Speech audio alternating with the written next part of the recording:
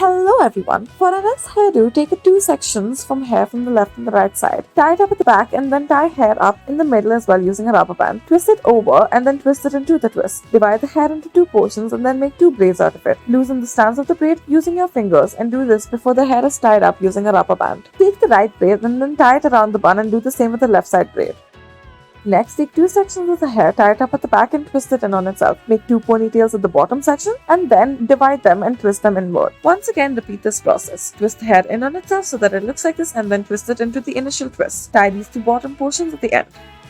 Next, take a section of the hair from the top and then tie it up at the back. Take two more sections from either side and tie it up at the back once more. Take the left section that is remaining and then put it in through the twist. Tie a braid at the bottom and then roll it upwards. Put on a decorative clip.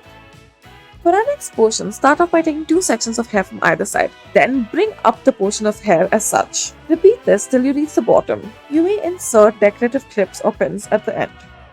For our next hairdo, start off by sectioning the top of the hair. Make a division in this and then twist it in on itself. Take the left section of the hair and then twist it in and do the same with the right. In the middle, braid up the hair. Tie it upwards to make a bun. Put on a decorative clip. Thank you for watching.